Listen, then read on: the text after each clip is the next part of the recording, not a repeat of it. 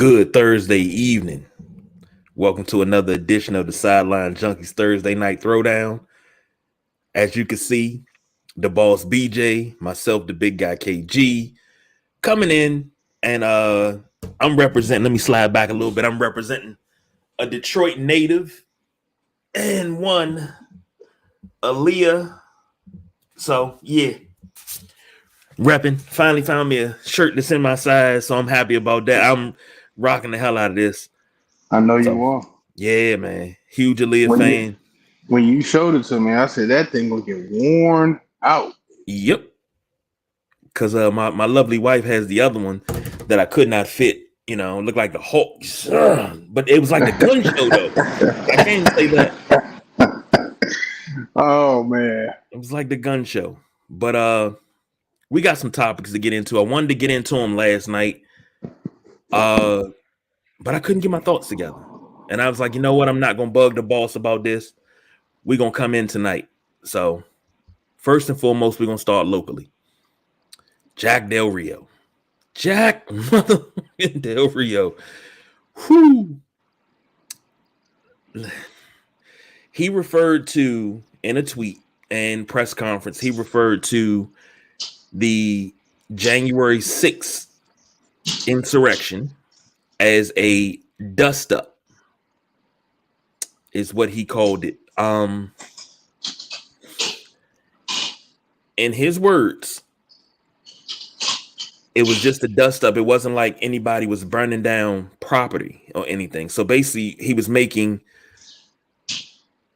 calls to the protest of the murder of George Floyd, the protest of murder of Breonna Taylor. You know, a lot of Black Lives Matter. Yeah. Basically Black Lives Matter jab. Right. Now, here's the thing. Those protests turned violent. And it was always said, well, Black Lives Matter is always violent. No, those were peaceful protests that were infiltrated. And there's video. You mean by people driving hours to becoming, you know, protect things that don't belong to them and still get away with murder? Yeah, something like that. Those peaceful protests were infiltrated, and there is plenty of video for evidence if you want to see it. It's there. A lot of those protests and a lot of that uprising was infiltrated by people that had nothing to do with it. Now, me personally, one does not cancel out the other. I've always said, you know, looting and rioting, don't do it in your own neighborhood because you still got to live there. Take it to the people neighborhood that you need to. You know, that's just me. I'm a little different. Yeah. But for him to say that it's just a dust up, and I followed Jack Del Rio on and off for years on Twitter, and I know he's a staunch Republican. He's never said nothing to this level. And the consequences and repercussions that are coming down from these remarks are quick and heavy. So far, Virginia senator who had a meeting planned with the Washington Commanders, for those that don't know, this is the Washington Commanders defensive coordinator, a meeting that was planned with the Washington Commanders owner, Daniel Snyder, and Jason Wright. I'm sorry, it wasn't with Daniel Snyder, it was Jason Wright, to talk about a stadium bill has been canceled. And this particular senator said that bill probably won't even make it to the floor for us to vote on. It is like, I don't, you know, and y'all have to excuse me. I'm like 85% of been battling a bug all this week. So I'm a little slow and slurry. I apologize now, but you know, I know we're a sports show, but you know, we got a responsibility to talk about certain things, and this is directly in the sports world. I don't know, and I watched that clip over and over again about what Jack Del Rio said about the Capitol riots and comparing it to, you know, looting and burning stuff down and stuff, and never got to see the whole press conference and kind of where that question comes from and what they was talking about. But let me just say this. Um, Jack Del Rio right now isn't a very good defensive coordinator. Okay, let's just say that. Um, he's whatever he's done in the past is past, and currently, his unit hasn't shown up. So you try to keep it about sports, you try to keep it about that, but when somebody says something like that, and you represent all different type of nationalities on that team, players from all walks of life, different beliefs, whatever, you run the risk of alienating players that might take offense to that, right? And for me, for the last year and a half, 2 years, the Washington Commanders have been a complete shit show. So you add this fuel to a fire. This fire is even with the kind of like settling down it's been with not too much big news coming out besides the stadium. This is still a dumpster fire that hasn't been put out. So you coming out and saying it just adds more gasoline to that. You're dumping gasoline and diesel on a fire that still hasn't been put out with this organization as far as just allegations and mishandling this and your owner involved in this, and then you have of all people your defensive coordinator that's not very good right now come out and say something about a super touchy subject and pretty much tells you what side he was on about what happened and where he stands. And it's just like one thing he did say, well, let's have a conversation. Jack, let's have a conversation. We here. Let's have a conversation. Let's talk. And I just want to know why let me backtrack. I know why you think you can say that, because you have a certain privilege that me and the big guy KG don't have. So that's why you feel like you can, just like the Karens of the world, that's why you feel like you can come out and say whatever you want to say. But big guy, I'm telling you, man, this isn't going to end well for him, because we live in a super political climate right now where you say the wrong thing. It doesn't have to be political. You just say the wrong thing now. If you're of stature, you have some type of following, that what you say spreads like wildfire. Now all of a sudden what you had is gone, the rug pulled from underneath. I'm trying to get my words together the way I want to say it. I thought that I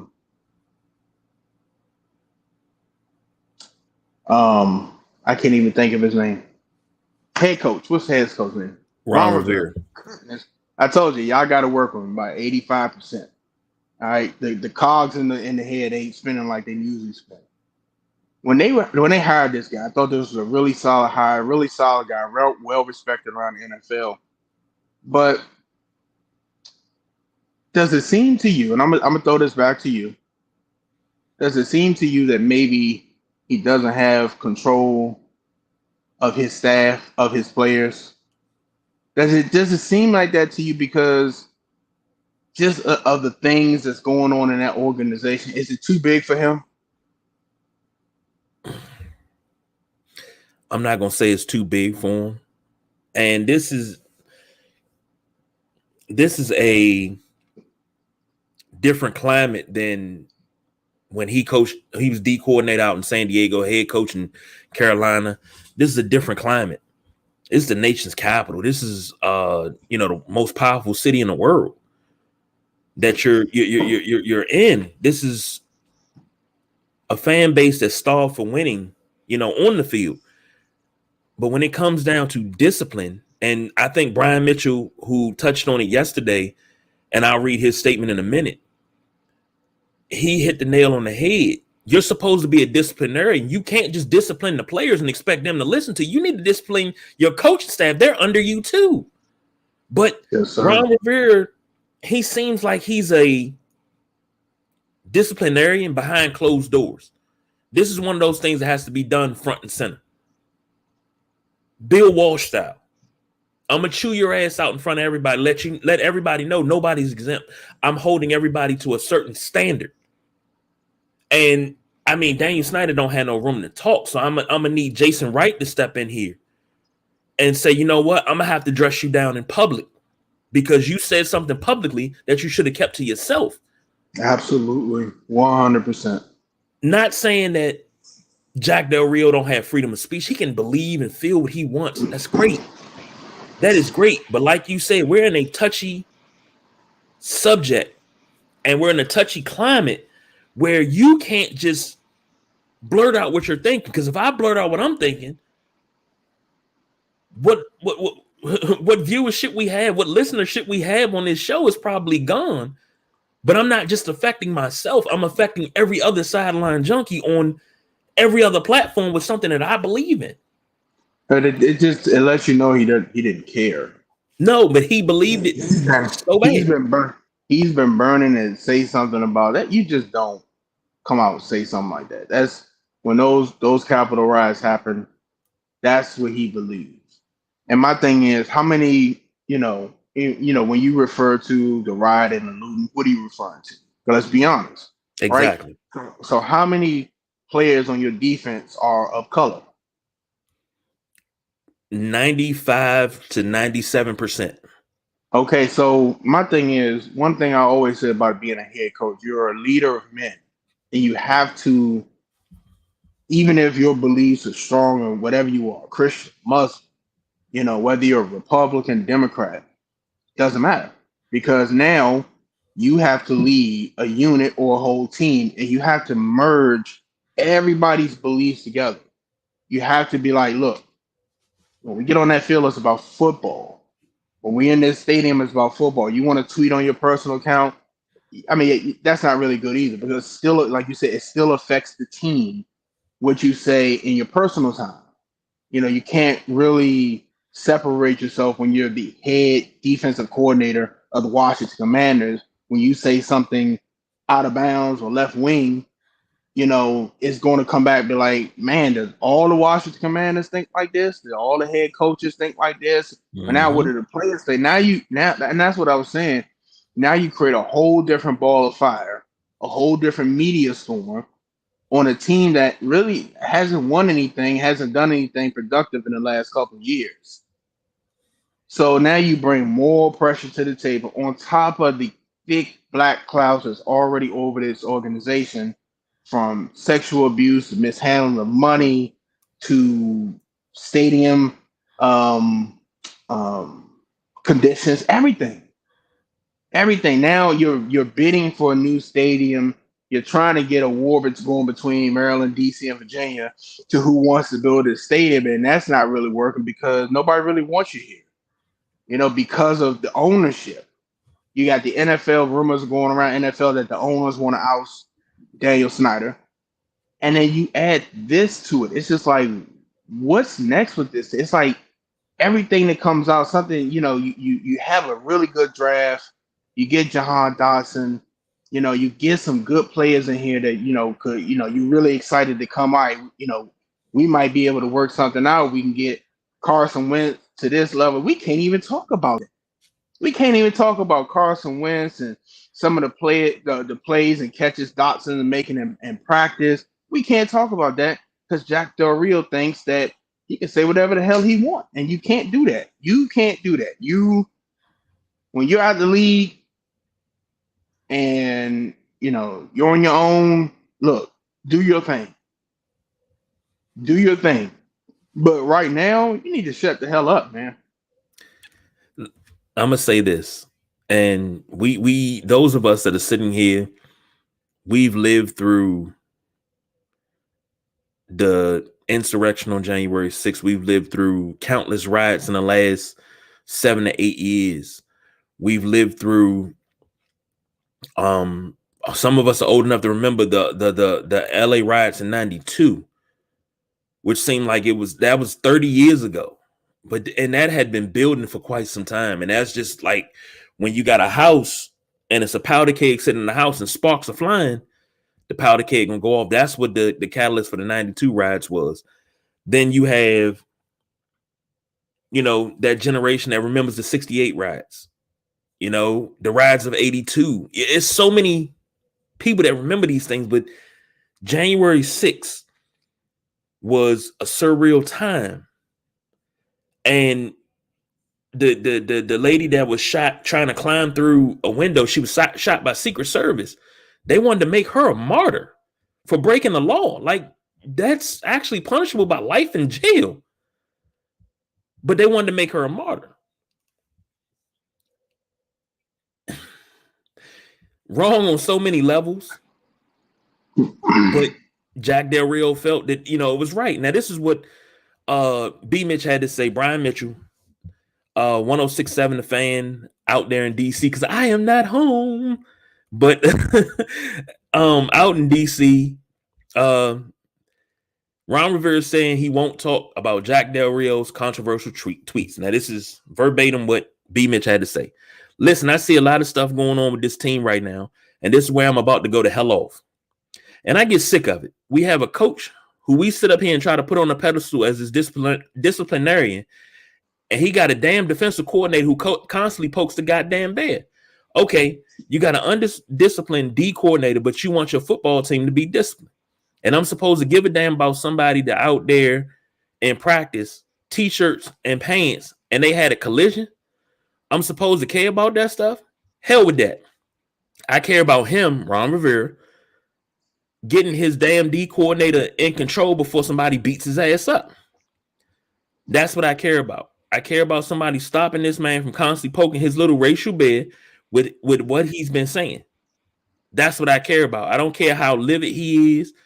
He should be livid about the man who's sitting here constantly going against what he presents himself as, and he does it over and over and over again, and never ever does he address it. That's what I care about. So we got to understand one thing. The football thing is cool, but there's a lot of stuff that's going on with the football team that is not cool. And when you have Jack Del Rio who constantly feels I can just go out and say whatever the hell I want to say. Why? Because the coach never says anything to him. You get all these issues going on with the Washington Commanders right now, and he constantly trying to make waves because of stupidity. And you wonder why the team wasn't disciplining last year, because your damn leader that's leading your defense is not disciplined. I give a damn about that. And B. Mitch hit the damn nail on the head.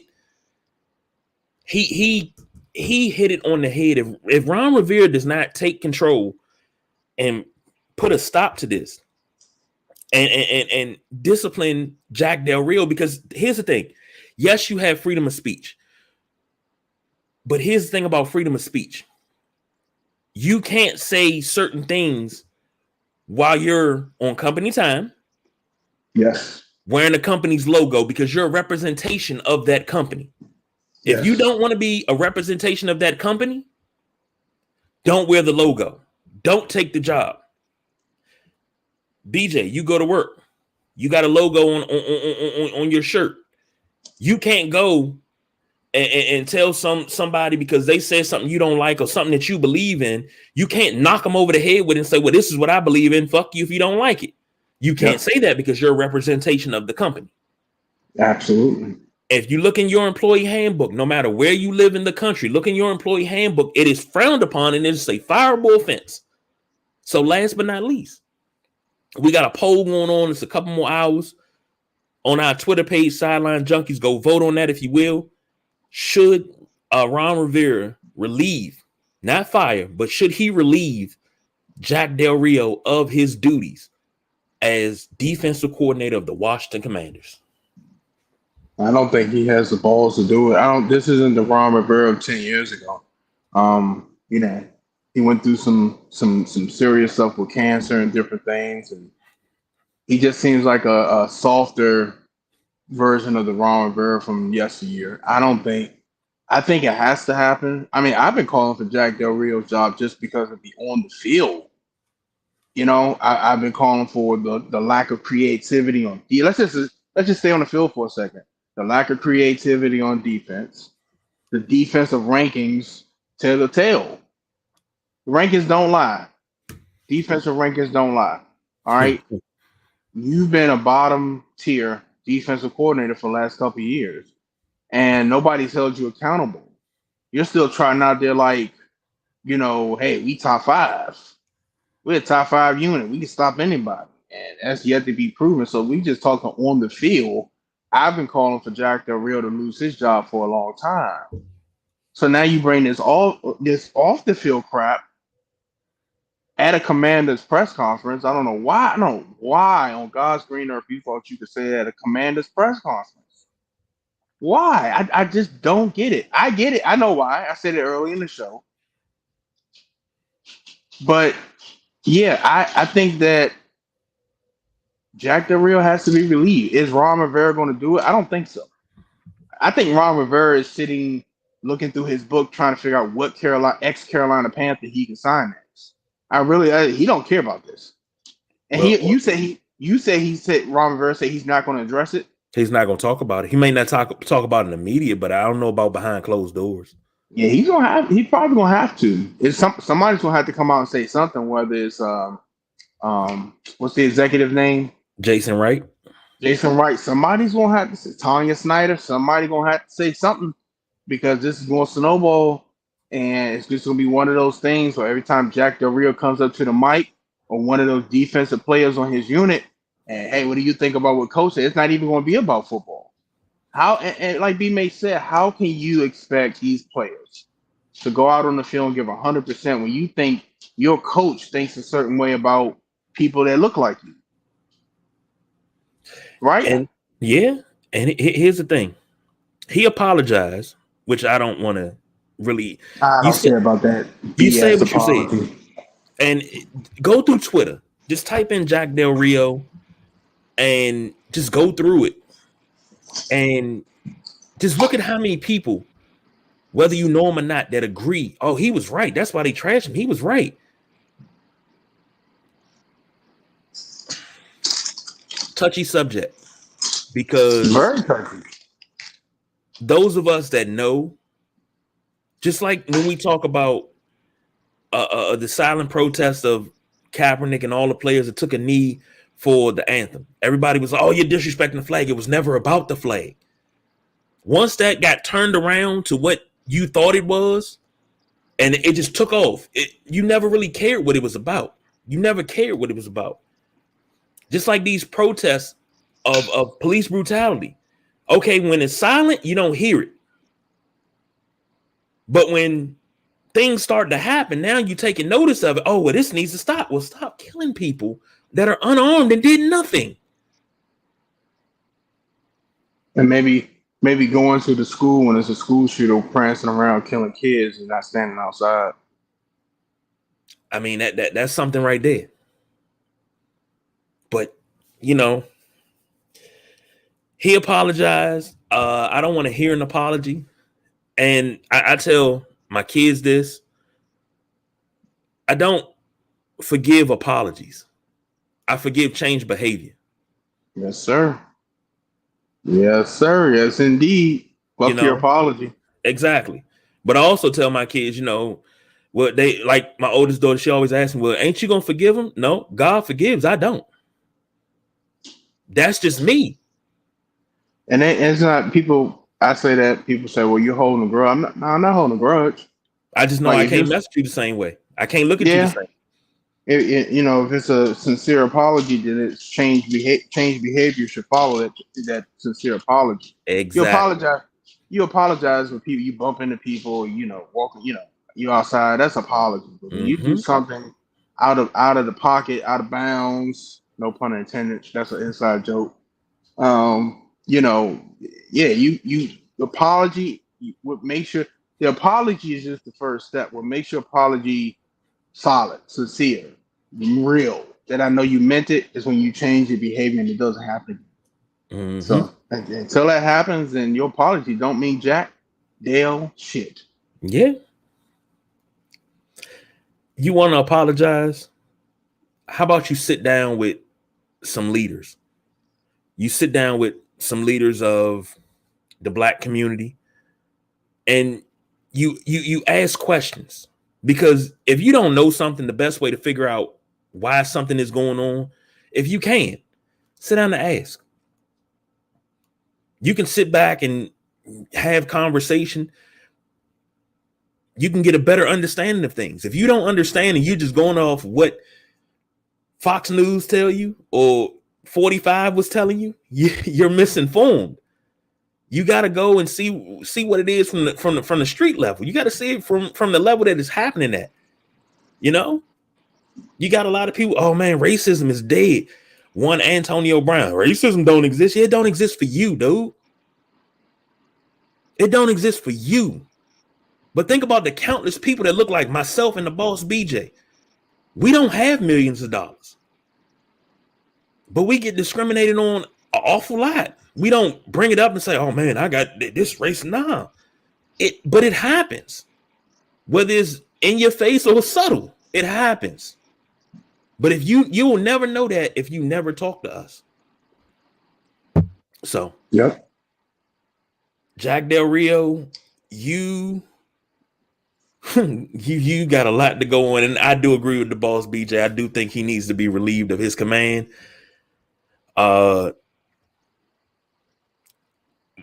You tone deaf to this situation on both sides, so you need to talk to people. But anyhow, moving on to NBA, last night Golden State Warriors visited TD Bank Stadium. Or is that what TD Water Garden, whatever the hell it's called? The Boston Garden, for all I care.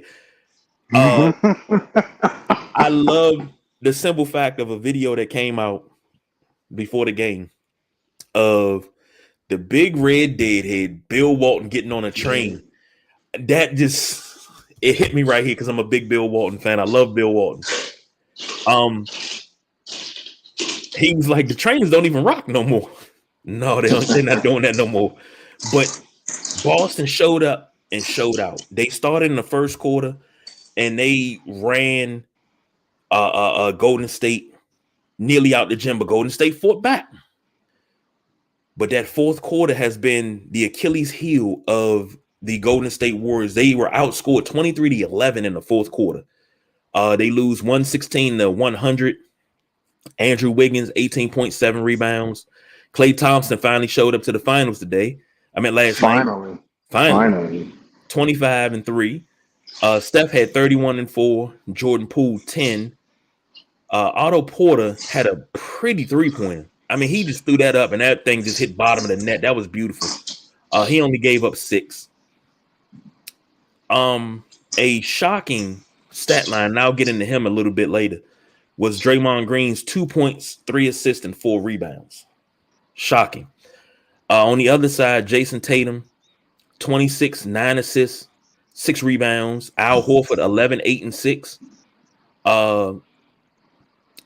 Robert Williams, who played a lot of minutes last night, who didn't normally play this amount of minutes, had 8 points and 10 rebounds, a bucket short of a double-double. Jaylen Brown, 27 and 9. Marcus Smart, 24 and 7. Grant Williams, he had 10 points and 5 rebounds. Overall, before we get into Draymond Green, brother, what did you think of the performance for both teams in this game? When you reel down that stat line for the Golden State Warriors, it usually equates to a W for them. And I picked the Warriors in 7, which is looking a little murky for me. It just seems like when Boston is rolling, Boston has another gear. They showed it against Miami. If you look back at those Miami series, besides that last game, they handled Miami in those wins. Miami had to play with 125% effort, everybody shooting on all cylinders to beat Boston. And it looks like Golden State doesn't have that extra gear. Now, they had the experience. You still got Steph. You still got Mr. I should have been on the 75 greatest team, Klay Thompson. You still have him. You still got plenty, Wiggins. You still got plenty of good offensive weapons. But it just seems like to me, Boston wants this a little bit more than Golden State. And I don't, it's hard for me to say because I know Golden State, like I said, they built it. They won before KD. They're here sitting in the finals, fighting for another championship after Kevin Durant. You got a great coach, Steve Kerr. But on the other side, Boston is just they're rising to the occasion, man. I don't really have much to say other than that. They're just um like if they win, and go up 3-1, like what do you? They already got gained home court advantage by beating Golden State game one, and that first game told you a lot because they had to come back. They were down. They were down in that first game. They came back and beat them by 8 points. I believe it was 8 points they beat them by. So for Boston, that just tells you, when you're playing, like we're never out of this. All we got to do is keep scrapping and fight. We're never out of this. We just got to figure out how to get back on track. And I think that might have did a psyche for Golden State. Golden State's up and it's raining threes and Curry running around and turning around and hitting threes is usually a W for them. And it wasn't that game. It's like, that one time you see Superman stopped in his tracks, and that was that time. It was like, Golden State pouring it on, and Boston and Boston did not play well that first game. I don't know if a lot of people realize that Boston struggled the first half. Boston struggled, and they came back and won that game. I think Boston might have this over in 6. I know my original pick is down, but I think Boston might have this in 6 games, man. I really do. Well, I still say Boston in 7. My mama gonna make me breakfast off of that, so I'm happy for that. I need Boston to win this. I want a breakfast with 7 different kinds of meat. It's possible, trust me. Here's my thing. Boston played well. Their role players played well. That's what Golden State lacked. Golden State lacked effort from their role players. They also didn't get too much effort from Draymond. And I was surprised because he played 35 minutes, but he only scored 2 points. Here's what I have to say about Draymond. Now, he's in this pissing match with Cedric Maxwell, and now Isaiah Thomason jumped into it, and to the point where Isaiah Thomas, like, you're playing schoolyard ball, and your head is not in this series. I agree with Zeke wholeheartedly, because if you worried about what Cedric Maxwell is saying to you, and you're worried about responding to him instead of worried about defeating the Boston Celtics. Now, what Cedric Maxwell said was all that stuff that Draymond does, he wouldn't do that when we were playing in the 80s. Somebody would knock him the hell out. He had to come back. Well, you guys were getting punked by Bill Laimbeer. I'm like, you're talking to Cedric Maxwell. This dude went into the crowd and knocked the fan out for talking. He was an enforcer for those early Boston teams. He's a finals MVP, and you're talking shit to Cedric Maxwell? Maxwell came back. Ask your daddy about me. Ask your daddy about me. when Draymond said that, and I know Draymond's a smart dude. Dude, do you realize, even if you were talking to Vernon Maxwell, I would advise you not to, because Vernon Maxwell, another dude that went in the stands and knocked the fan out. You're talking to guys that played in the era where they had a fight at least once a week. Now they've cracked down on it now. Y'all can jaw a little bit, but these dudes threw haymakers. Yeah, they did. Who was that? Daryl Dawkins and somebody. This all you see right here. Yes. Yep. That's all you see. Hands up. These dudes fought in preseason. Larry Bird versus Dr. J in preseason. Yep. That's bad blood right there. You talking to Cedric Maxwell, you need to focus on what you need to do to help Golden State win. And Draymond is capable of giving you a double-double. Like I said before, he can give you a triple-double if he wanted to. You can't put yourself on this pedestal. You can't be put on this pedestal if you can be distracted by something a veteran player, an older player is saying. Okay, let Cedric Maxwell talk. You got it.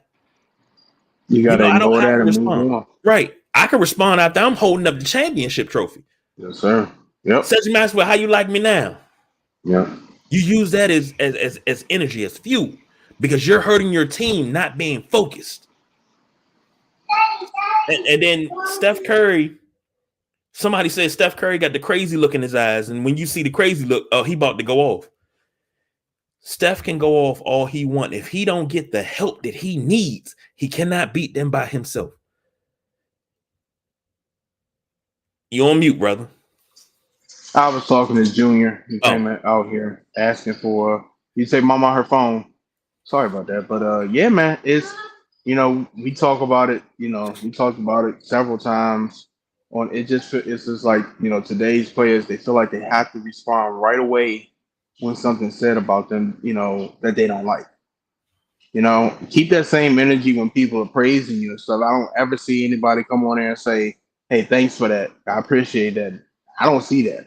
But mm-hmm. always something negative come through. And like you said, right now, your focus should be, what do I need to do to get Golden State, this team, on track so we can win Game 4? That should be your focus. And I know Draymond got his podcast and everything else, but it just seems like just like all the other players, it's like you strike that. It's easy to strike a nerve with them, and they have to respond. They have to say something, just instead of, like you said, shutting up. And at the end, if you hold up that trophy, that's the satisfaction right there. That's it. You think that Cedric Maxwell saying something to Draymond Green, you don't think that's a ploy to say, hey, I need Boston to win this because I'm a Celtic through and through. I need Boston to win this. So I'm going to say something to this dude and he's going to crumble like a cookie. That's old school. You don't have players that do that anymore. Dennis Rodman was famous for getting inside of dudes' heads. Shaquille O'Neal said it himself. He said, when you got Dennis Rodman checking you, he'll lean on your shoulder. He'll pull your shorts down. He might reach around and pinch your nipple. He may say something crazy to you.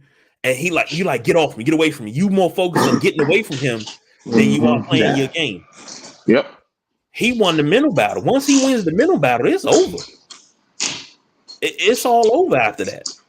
And he would just be there laughing and giggling to himself, man. Because What he did to Frank Bukowski. Yep. And after that, he knew he won. It was over. He won. And one thing about him, he was from that 80s era too, with the bad boy Pistons. He could throw hands too. Mm-hmm. So, and everybody's getting on Draymond, and I hope he responds with a, if he gives me 20 and 10 in game 4 and it's a win, I think that'll quiet everybody down. But you can't come out there and lay an egg anymore. Granted, I do want Boston to win this series, but I also want to see a good series. I don't want to see Boston just blow Golden State out and cruise to the championship. No, I need to see some resistance. I want this to go 7. And I want that game 7 to come down to a double overtime thriller. That's what I want. Give me that. And it's won on a last second shot by anybody. I'll take that. But in order for that to happen, Clay has to stay at the party. Draymond has to focus on taking the prettiest girl home, not focus on what Cedric Maxwell, what Zeke said. You can't focus on what they said. You trying to play and impress the prettiest girl so you can take her home. And her name is Larry O'Brien. That's not the greatest analogy, but ugly girl. Hey, man, she showed up in the Louis Vuitton case every season. Hey, man. Hey, I'll take it. But he has to get out of this mindset. And I mean, we always give life advice. This is life advice. You got to get out of that mindset of responding to negativity every time somebody says something negative about you. Every time. And what we were saying earlier is just like, when we go back to what Jack Del Rio, why would you bring negative? You're trying to avoid the negative. Why would you bring negative? Now everybody got to address it. Exactly. It's not just you. Everybody got. What did you think about what Cedric Maxwell said to Draymond and this, that, and the other? Everybody got it on the team. Got to at least answer one question about it. Steve Kerr got to talk about it, man. It's just it's a distraction that does not need to happen. Exactly. Think about it like this. It's something my grandmother told me a long time ago. People gonna talk about you, whether you live, die, you do what's right, you do what's wrong. They're gonna talk about you every day. It's not your job to pay attention to what they have to say because number one, it's not taking food out of your mouth, it's not taking money out of your pocket. Because when it's all said and done, they put you 6 feet deep. They're gonna pat dirt in your face just like they're gonna pat dirt in mine. Don't worry about it. And I mean, that's just one of the gems that she dropped on me.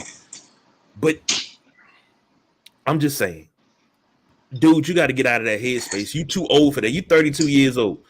You way too old to be focused on what the negatives say. It's a lot of people on IG. Man. Yeah, it's but just this generation. It's a lot of people on IG that focus on what the negative. You got to say negative. I was watching a live last night, and it probably had to be one of the most boringest lives I've ever seen. And a gentleman commented, and he said something. He didn't even say anything ultra negative. He asked a question. The chick was like, I ain't dealing with that. Blocked. I was like, damn, for a simple question. I said, you know what? I'll see myself out. I left the live. I went and unfollowed her. Made sure I blocked her because I don't need that type of negativity in my life. I'm good. But see, like you know, like we always say, man, it's just like this generation. They think those rules apply to real life where you can just block somebody. You don't have to. I don't have to listen to this. And sometimes it's constructive criticism. It's not somebody being negative. They're trying to drop some knowledge on you because you might not be right. You might be off a little bit. They're trying to correct you, and then people don't like being corrected. People don't like you, you know, and they just block. Oh, I'm gonna block you. I don't need that in my life. And then you never get that constructive criticism because you block all the people that and some genuine. Not like look, some people are assholes on these social media sites. I understand that, but you block some of the genuine people that just like, hey, that's not right. You know, it's da da da da da, and you go off on them, and now you surrounded yourself with yes men. Mm-hmm. So, you know, let me put it to you this way: we've known each other a long time, and out of the two of us, I've wanted to do some dumb shit over the years. Not once have you said, yeah, go ahead and do that. Go ahead and do that. No, think about it this way. And one of the things that I always say I'm blessed to have is to have people in your corner that you can bounce stuff off of and say, I'm thinking about doing this, this, and this. And you don't get the same answer each time. Like I can bounce something off of you. You say, well, look at it this way. I bounce it off my wife. She says, look at it this way. And I put both of those together and I'm like, well, damn, maybe I shouldn't do that. You can't surround yourself with a bunch of yes men. Because if they keep telling you yes, you're going to wind up dead, broke, or something else. And they're going to walk away from you because they ain't got nothing to do with you. So. Every time. That's a little life advice, but we need to get up out of here. Where's that banner? There it is. Wrap that shit up. Shout out to my wife. I know she watching. She took my Black Liz shirt because it was the gun show. She didn't want me to show the gun show when I was out here. Boom, boom, boom. Oh, we don't need that type of drama on the Sideline Junkies Live. Man. But oh shoot. There she go. She ain't want the gun show, but it's okay, baby. It's okay. When I come home, it's gonna be the gun show. So, but we got to get up out of here. We got things to do, dinner to eat. That's all our time. We'll try to come back tomorrow because what we got? We got game 4 tomorrow. All those platforms. Zoom in. All those platforms, y'all. Can you zoom in on this? No, you can't. They have to. Oh, okay. I'm about to say, man. They got every streaming platform. That's what I'm about to say. Whatever you listen to podcasts on, you'll find us there. So until tomorrow, I know I missed last night, but when that Jack Del Rio mess came out, man, whoo boy, kind of rubbed the big guy the wrong way. So until tomorrow, y'all be easy. Everybody love everybody, damn it. So until next time, y'all have a good night. We don't do no overtime. We are out of here. Medicine time.